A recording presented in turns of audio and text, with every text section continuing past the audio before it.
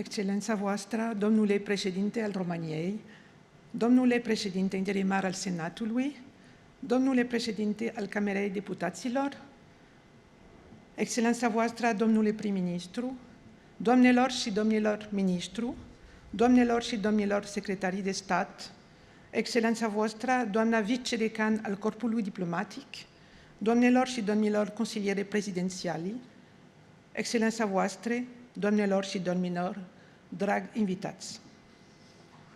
Astăzi, 14 iulie, Franța sărbătorește Ziua Națională. Cu toate acestea, la Paris, precum și la București, această sărbătoare se desfășoară într-o variantă inedită acest an. Cea unei ceremonii sobre care poartă mesaje de solidaritate, reconstrucție și speranță.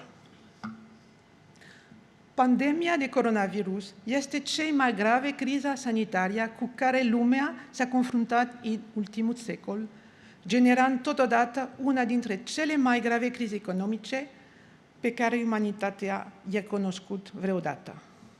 Pentru modul nostru de viață, criza sanitară și izolare au fost un șoc. Au paralizat activitatea companiilor noastre, au amenințat locurile noastre de muncă, au periclitat libera circulație în Europa, au închis universitățile și școlile. Din păcate, virusul nu a fost încă învins. El circulă și continuă să ne amenințe. În primul rând, am un gând special pentru persoanele care și-au pierdut viața în această epidemie, pentru familie și persoanele dragi și pentru cei care sunt încă în convalescență. Aș dori, de asemenea, să exprim solidaritatea Franței cu autoritățile române și cu națiunea română, care, similar celor franceze, au trecut prin moment de grea încercare dureroase și au fost nevoite să ia decizii dificile și curajoase. Aș dori apoi să aduc un omagiu special personalului medical, medicilor, asistenților medicale, ambulanțierilor, infirmierilor, personalului sanitar, pompierilor, tuturor celor care își desfășoară activitate în serviciile de urgență și întregului personal al Serviciului Public de Sănătate din România și din Franța, care s-a implicat cu dăruire și competență în mod exemplar. A fost în prima linie pentru a salva vieții, riscând uneori propriilor vieții. În spitalele de țara mea, mulți profesioniști din domeniul sănătății române s-au ocupat de îngrijirea pacienților și aș dori să salut contribuția lor importantă la sistemul de sănătate francez.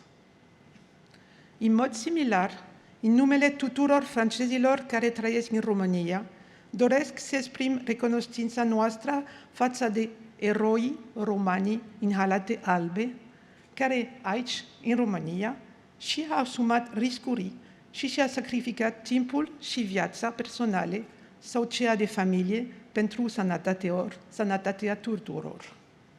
Monsieur le Président, Monsieur le Premier ministre, à Paris comme à Bucarest, la priorité de nos gouvernements face à la crise a d'abord été la préservation de la santé publique. L'heure est maintenant à la reconstruction. La France est tout entière mobilisée pour une reconstruction économique, écologique, sociale et solidaire. Face à cette crise, nous attendons une réponse ambitieuse et solidaire de l'Union européenne pour un plan de relance économique à la hauteur des défis, dans la ligne de la proposition franco-allemande dont s'est inspirée la Commission européenne.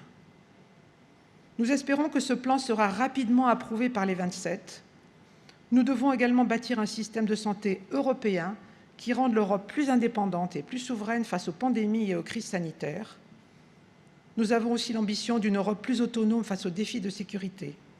La Roumanie et la France peuvent travailler ensemble pour bâtir des consensus et faire avancer l'Europe sur ces sujets.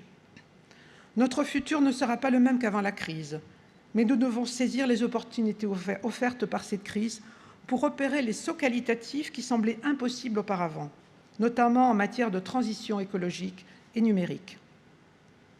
Monsieur le Président, Monsieur le Premier ministre, alors que nos deux pays célèbrent cette année le 40e anniversaire de leurs relations diplomatiques, votre présence aujourd'hui constitue un témoignage exceptionnel de la force et de la qualité des liens qui unissent la Roumanie et la France.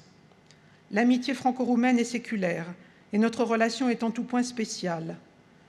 Le partenariat stratégique entre la France et la Roumanie nous donne les moyens de bâtir ensemble un avenir meilleur pour nos citoyens, notre jeunesse, nos entreprises, nos créateurs.